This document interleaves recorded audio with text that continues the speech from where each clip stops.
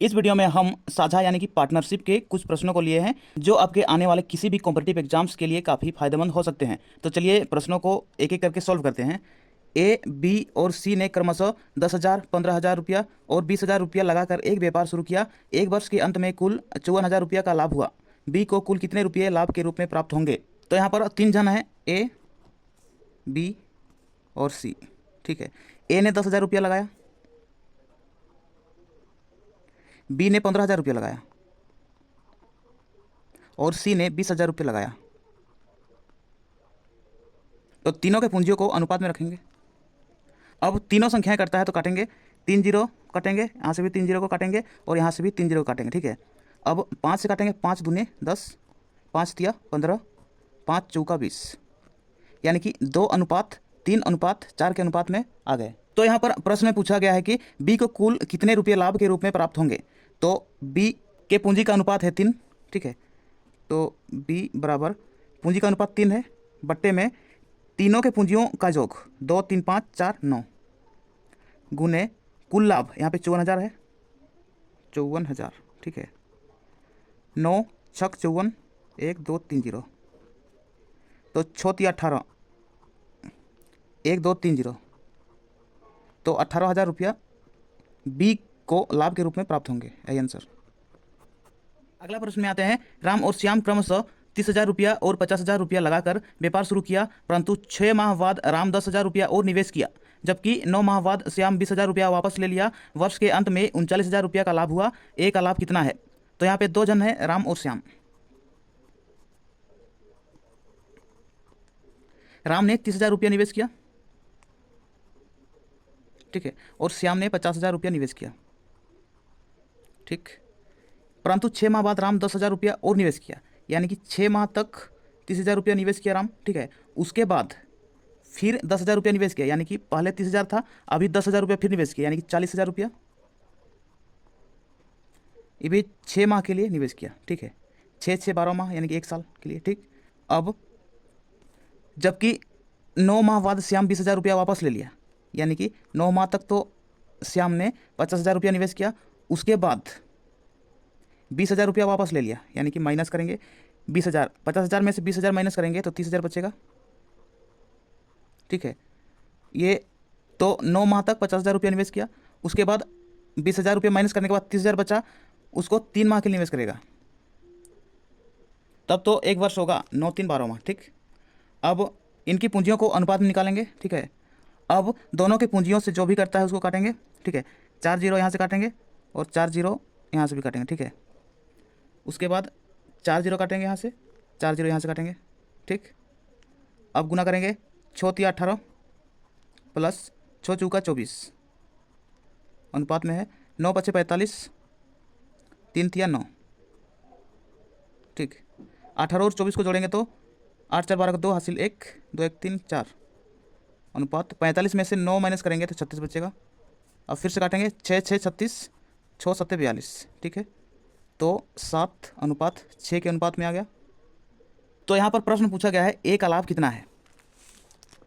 तो ए की पूंजी का अनुपात है 7 बटे दोनों के पूंजियों के अनुपात का कुल योग है 7 6 13 गुने कुल लाभ है 39,000 रुपया। ठीक है, 13 तिया 39, 1 2 3 0। ठीक, 3 7 21, 1 2 3 0, यानी कि 21,000 रुपया ए का लाभ हुआ। ठीक है, यही आंसर। अगला प्रश्न में आते हैं। 3 साझेदार अलग अलग पूंजी क्रमशः 6 माह, 8 माह तथा 12 माह के लिए लगाकर कोई व्यापार आरंभ करते हैं और व्यापार से प्राप्त कुल लाभ का बराबर बराबर बांटते हैं। उनकी पूंजियां किस अनुपात में लगी रही? तो यहाँ पर लाभ बराबर होता है पूंजी गुना समय। ठीक है, तो यहाँ पे पूछा गया है उनकी पूंजियां किस अनुपात में लगी रही। तो पूंजियों का अनुपात बराबर होगा यहाँ पे लाभ बट्टे समय। ठीक है, तो पूंजियों का अनुपात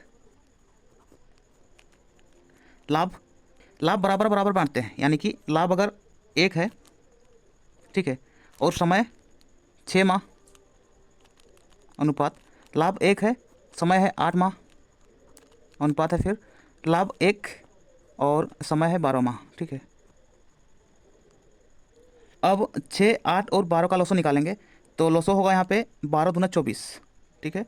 तो गुने 24, यहाँ पर भी गुने 24 करेंगे और यहाँ पर भी गुने 24, ठीक है।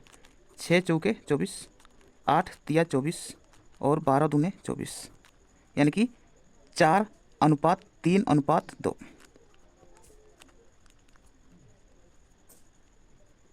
तो तीनों साझेदार के पूंजियों का जो अनुपात होगा 4:3:2 होगा, यही आंसर। अगला प्रश्न में आते हैं। ए एक व्यापार 3,500 रुपया से आरंभ करता है। 5 महीने के बाद बी उसका साझेदार बन जाता है। 1 वर्ष के बाद दोनों के बीच लाभ को 2:3 के अनुपात में विभाजित कर दिया जाता है। तो बी की पूंजी निवेश ज्ञात कीजिए। तो यहाँ पर 2 जन हैं, ए और बी, ठीक है। तो ए ने आरंभ में 3500 रुपया निवेश करता है, ठीक, वो भी 1 वर्ष के लिए, यानी कि 12 माह के लिए, ठीक है।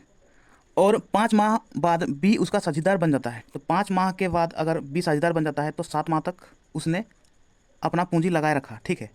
तो बी की पूंजी पता नहीं है तो x मानते हैं, ठीक।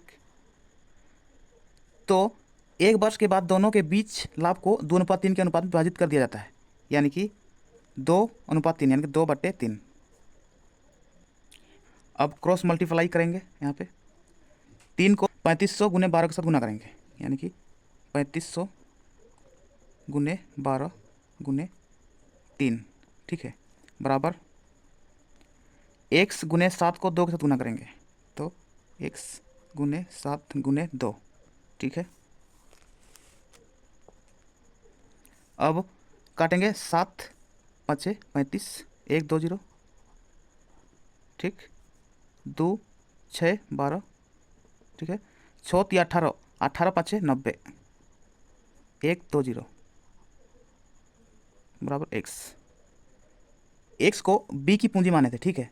तो b की पूंजी निकला 9,000 रुपया, तो यही आंसर होगा। तो ये थे साझा यानी कि पार्टनरशिप के कुछ प्रश्न। अगर आपको वीडियो पसंद आया तो वीडियो को लाइक कीजिए। तो चलिए वीडियो को यहीं समाप्त करते हैं और मिलते हैं नेक्स्ट वीडियो में। तब तक के लिए अपना पढ़ाई करते रहिए, ख्याल रखिए अपना और अपने माता पिता का। धन्यवाद।